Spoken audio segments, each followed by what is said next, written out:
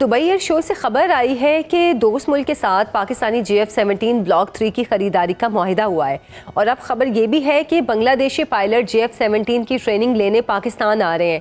تو یہاں پر سوال یہ پیدا ہو رہا ہے کہ کیا بنگلہ دیش ہی وہ دوست ملک ہے جو JF-17 خرید رہا ہے؟ اس پر آپ کے پاس کیا معلومات ہیں؟ جی بہت شکریہ عائشہ، آپ نے انوائٹ کیا۔ دیکھیے بہت سارے لوگ یہ باتیں کر رہے ہیں لیکن پاک فضائی نے فارملی تو ابھی اناؤنس نہیں کیا، لیکن یہ میں کنفرم کر سکتا ہوں کہ دنیا میں بہت سارے ملک اور خاص طور پر جو ریجنل ملک ہیں وہ JF-17 تھنڈر خریدنے میں دلچسپی رکھتے ہیں، اور یہ بات چیت بہت پہلے سے چل رہی ہے۔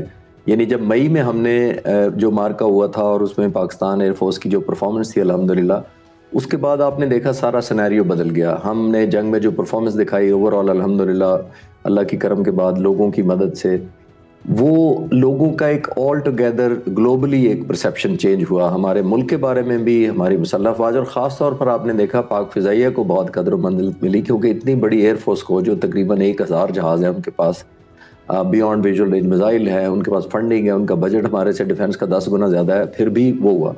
اس کا فائدہ یا ایز اے ایڈوانٹیج ہمیں یہ ملا کہ دنیا نے ہمیں ایک ریلیونٹ گنا۔ سب سے امپورٹنٹ یہ ذہن میں ہمیں رکھنی چاہیے کہ جب فائٹر جہاز کوئی ملک خریدنے کا فیصلہ کیسے کرتا ہے۔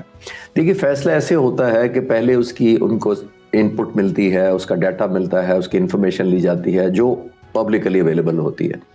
اس کے بعد اس کو ویلیوٹ کر کے دنیا میں کوئی بھی ملک وہ کمپیئر کرتا ہے دوسروں سے، پھر اس کی کاسٹ افیکٹونیس دیکھی جاتی ہے، کتنا مہنگا ہوگا، کس کی پرفارمنس کتنی اچھی ہے۔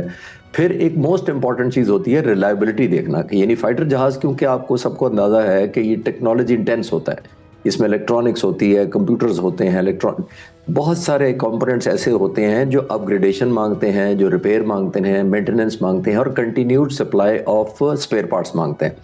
تو جب کوئی دنیا میں جہاز خریدتا ہے تو وہ یہ دو چیزیں، ایک تو اوور آل ایویلیویشن دیکھتا ہے، پھر نمبر 2 میں نے جیسے کہا کہ ریلائبلٹی دیکھتا ہے کہ جس ملک سے خرید رہے ہیں وہ ریلائبل ہے، اور تیسرا اور موسٹ امپورٹنٹ وہ فیکٹر ہوتا ہے کہ یہ جہاز کس طرح پرفارم کر چکا ہے ماضی میں، یعنی یہ پیس ٹائم میں صرف کوئی اس نے آپریشنز کی ہیں کوئی ایسے، یا یہ وار ٹائم یا کمبیٹ کمیونیکیشن کر چکا ہے۔ میں کمپیئر کرتا جاتا ہوں پاک فضائیہ کا جو JF-17 تھنڈر ہے، یہ دیکھیے فروری 2019 میں جب ابھی لندن کا واقعہ تھا اس میں بھی یہ کمبیٹ میں شامل تھا اس مشن میں۔ JF-17 تھنڈر الحمدللہ پچھلے 40 سالوں میں ہندوستان نے تیجاز صرف 40 بنائے، ہم نے 30 سالوں میں 200 JF-17 تھنڈر بنائے جو ایکٹیو حصہ لے رہے ہیں۔ خاص طور پر جو ہماری لیٹسٹ ورژن ہے JF-17 تھنڈر بلاک 3، دنیا کی اس پہ بڑی نظر ہے کیونکہ وہ PL-15 کیری کرتا ہے، یہ وہی میزائل ہے جو J-10C کیری کرتا ہے جس سے ہماری الحمدللہ شوٹنگ ہوئی ہے ہندوستان کے جہازوں کی۔ تو کامبیٹ پروون یا بیٹل ٹیسٹ بہت بڑا ایک ایلیمنٹ ہوتا ہے ڈیسائیڈ کرنے میں۔ تو دنیا نے جب سے یہ ریلائز کیا ہے کہ پاکستان کا جو جہاز ہے JF-17 تھنڈر یہ کامبیٹ ٹیسٹڈ ہے، بیٹل ہارڈنڈ ہے، پروو کیا ہے اس نے جنگ کے اندر، تو پھر آپ کو ایک کریڈیبلٹی اوتھینٹسٹی کہیں زیادہ بڑھ جاتی ہے۔ تو الحمدللہ اب دنیا بہت سارا، بنگلہ دیش ایک ملک ہے جس میں وہ بھی اپروچ کر رہا ہے۔ مجھے خود بھی اتفاق ہوا ہے بنگلہ دیش جانے کا، جب میں ایئر فورس میں تھا میں نے ہماری دونوں ملکوں کے درمیان کوئی کولیبریشن ہم نے چیک کرنی تھی تو میں اس وقت بھی گیا تھا۔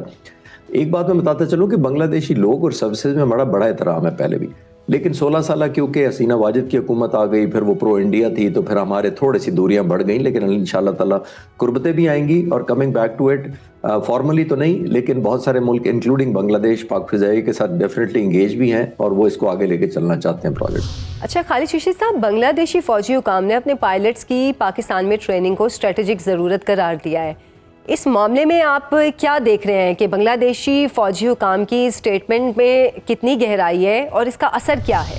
دیکھیے یہ بہت بڑی ہندوستان نے 15-16 سال ایک ایڈوانٹیج ان کے اپنے پاس تھی ان کے، کہ ہندوستان کی الائنس جو بنگلہ دیش کے ساتھ تھی ایک کمفرٹ لیول بہت تھا، اور وہ یہ بھی ذہن میں رکھیے گا کہ اس کو اینٹی پاکستان ایموشنز یا فیلنگ میں کنورٹ کرتا ہے، جبکہ پاکستان کا کبھی ایسا نہیں رہا، کیونکہ اگر ہماری کسی سے دوستی ہوتی ہے تو ہم اس کو ایکسپلائٹ یا ٹرن نہیں کرتے اگینسٹ انڈیا۔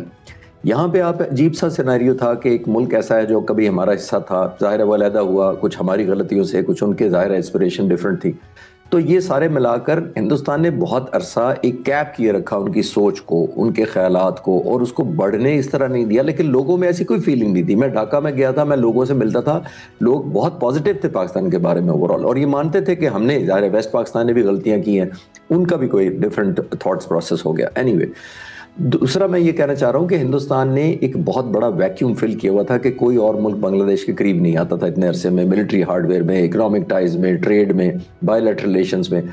तो अब ये पहली दफ़ा बांग्लादेश के लोग जागे हैं, अपनी जो सप्रेशन थी हुकूमत की उससे निकले हैं। तो एक बहुत बड़ी अपॉर्चुनिटी हमारी है, हमें वैल्यू ऐड करनी चाहिए, कन्वर्ट करना चाहिए अपने एडवांटेज को, और जितना हम अपने एडवांटेज को कन्वर्ट करेंगे उतनी ही जगह या स्पेस हम इंडिया से लेंगे बुनियादी तौर पर। तो ये एक अच्छी मूव है, एक गॉड गिवन अपॉर्चुनिटी है जिसको बेस्ट एक्सप्लॉइट या मैनिपुलाइज जरूर करना चाहिए। अच्छा सर, बांग्लादेश ने भारत से मुआहिदा मनसूख करके अपने पायलट्स की पाकिस्तान में तरबियत का प्रोग्राम तय किया है। यकीनी तौर पर यह भारत के लिए काफ़ी बड़ा धचका भी होगा। आपके ख्याल में भारत पाकिस्तान और बांग्लादेश के बढ़ते ताल्लुकात को किस तरह देख रहा है और वो इसे कैसे काउंटर करने की कोशिश करेगा? देखिए आयशा, हमारा मुल्क जो है कोई ऐसा डिज़ाइन नहीं चाहता कि हम कोई ऐसा अलाइंस पैदा करें, ऐसी दोस्ती पैदा करें मुल्कों के, ऐसे मुल्कों को जो नेबरहुड में हिंदुस्तान के, उनको उभारें कि वो हमारे साथ कोई अलाइंस करें ताकि हम इंडिया को कॉर्नर कर सकें। देखिए, किसी भी मुल्क का एक प्रो इंडिया ना होना बस हमें बहुत बड़ा एडवांटेज है। जो बांग्लादेश था वो प्रो इंडिया हो गया हुआ था, ऑलमोस्ट हमारी उतनी गुडविल नहीं थी जितनी इंडिया की थी वहाँ पर, मोस्टली पॉलिटिकल लीडरशिप के लेवल पे। ये मैं लोगों का नहीं कह रहा। एक बात, मैंने अभी एक डॉक्यूमेंट्री डाली है एक तेजस के क्रैश के ऊपर अपने यूट्यूब चैनल खालिद चिश्ती पर, तो वहाँ आप हैरान होंगे कि इतनी ज़्यादा एडमिरेशन बांग्लादेश के मुझे कमेंट्स में आई है। यानी वो अप्रिशिएट कर रहे हैं कि हम पाकिस्तान एयरफोर्स को बड़ा रिगार्ड करते हैं, हम पाकिस्तान को इमेज को बहुत एक बड़ा प्लेस करते हैं, ये न्यू फाउंड एक हमारी फ्रेंडशिप है। यानी मैं उनके कमेंट्स पढ़ के बड़ा खुश हो रहा था। मैं ये कहना चाह रहा हूँ कि लोगों में कोई ऐसी हेट, नफरत या कोई दूरियां नहीं थी, पॉलिटिकल लीडरशिप ने कैप किया हुआ था। वो अल्हम्दुलिल्लाह वो दूर होता जा रहा है। जो डस्ट एक हमारे दरमियान एक आ गई थी वो इंडिया की फैक्टर की वजह से, और इंडिया को ज़ाहिर है अनकंफर्टेबल सिचुएशन हो चुकी है। और इंडिया को सिर्फ हमारे से नहीं हुई, इंडिया रिलेटिवली कम रेलेवेंट हो गया है मई के बाद से। खास तौर पे आप देखें ग्लोबली अब उस तरह रेलेवेंट नहीं रहा। पहले रशिया के साथ बहुत क्लोज था, अब रशिया हमें कह रहा है अफगानिस्तान से मुज़ाकरात में मैं आपकी हेल्प कर देता हूँ। अमेरिका का देख लिया, और ख़ासतौर पर अमेरिकन प्रेसिडेंट का आपने रवैया देख लिया, हिंदुस्तान से कैसे तब्दील हुआ है। तो ये बहुत मल्टी डिमेंशनल किस्म की लेवल ऑफ जो कहते हैं ना रेलेवेंस, वो डाउनग्रेड हुई है हिंदुस्तान की। तो उसी में उसको ये बांग्लादेश का झटका लगा है। दूसरे मुल्क भी आपने नोट किया आहिस्ता आहिस्ता इस रीजन में जो रहते हैं वो डिपेंडेंसी कम करना चाहते हैं हिंदुस्तान पर, बिकॉज हिंदुस्तान ये अनफॉर्चुनेटली हावी होना चाहता है। जब आपके साथ दोस्ती है तो वो चाहता है किसी और से ना, और खासतौर पर पाकिस्तान से तो बिल्कुल ना हो। हमने ऐसा कभी किसी मुल्क को नहीं कहा कि अगर हमारे साथ दोस्ती है तो आप इंडिया के साथ आगे। सऊदी अरब की मिसाल ले लें, मैं 2.8 मिलियन लोग सऊदी अरब में काम करते हैं, डिफेंस एग्रीमेंट हमारे साथ हुआ है। हमने तो नहीं सऊदी अरब को कहा कि सारे इंडियंस को निकाल दें। तो ये होता है लिव एंड लेट लिव वाला। एक डिप्लोमेटिक रिलेशन अपनी जगह है, पॉलिटिकल अपनी जगह है, लोगों के अपनी जगह है। उसको एज अ बार्गेनिंग या ब्लैकमेल टूल के तौर पे यूज नहीं करना चाहिए। वो हिंदुस्तान करता है, इसलिए उसको ज्यादा ये बात महसूस हो रही है, बिकॉज उसको आदत थी या उसने ओवर ए पीरियड टाइम ये ट्रैक रिकॉर्ड उसका था कि हम कामयाबी से कनेक्ट कर पाते हैं। जिस मुल्क के साथ हम करते हैं तो इसका मतलब है पाकिस्तान को डिनाई कर देते हैं वहां से, इसलिए उनको शायद महसूस ज्यादा हो रहा है। खालिद साहब, जुलाई इनकलाब के बाद बांग्लादेश का भारत से रवैया यकदम तब्दील हुआ है।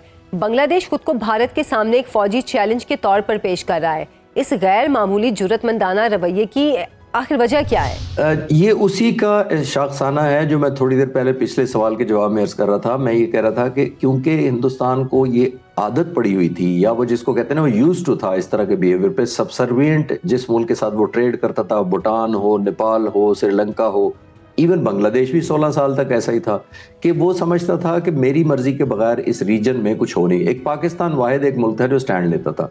ये जो आप एक बेसिस की बात कर रहे हैं, ज़ाहिर है एक बांग्लादेश में एक सेंस ऑफ अवेयरनेस आई है, एक सेंस ऑफ प्राइड आया है, एक सेंस ऑफ आइसोलेशन से जो निकलना चाहते हैं वो आई है कि हम क्यों आइसोलेट हुए हुए हैं सिर्फ हिंदुस्तान का स्टैम्प करके हम। तो ये जो डेवलपमेंट आप देख रहे हैं, ये जो 7 स्टेट वाली बात है, ये उसी की कड़ी है कि बांग्लादेश चाहता है कि अब कोलैबोरेशन करें। हमारे पास्ट में बांग्लादेश के ऑफिसर्स को हम यहाँ से ट्रेन करते जाते थे, बांग्लादेश के ऑफिसर्स यहाँ आते थे। मैं खुद इंस्ट्रक्टर रहा हूँ रिसालपुर एकेडमी में, हम ट्रेनिंग देते रहे बांग्लादेश के कैडेट्स को, फ्लाइंग की ट्रेनिंग देते रहे, बाद में एडवांस स्टाफ कॉलेजेस वगैरह में हम ट्रेन करते रहे।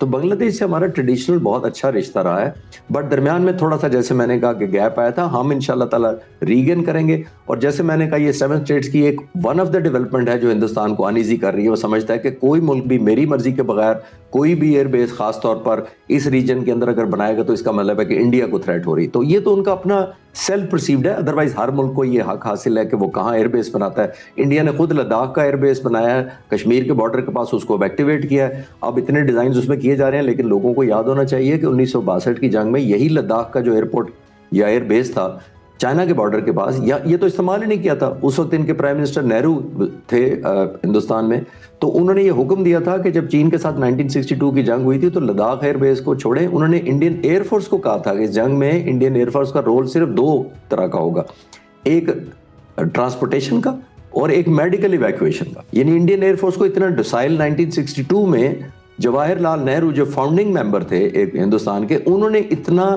ڈاؤن پلے کیا تھا اپنی ایئر فورس کو 1962 میں کہ اس طرح کے رول اس وقت دیے تھے جب چائنا کے ساتھ.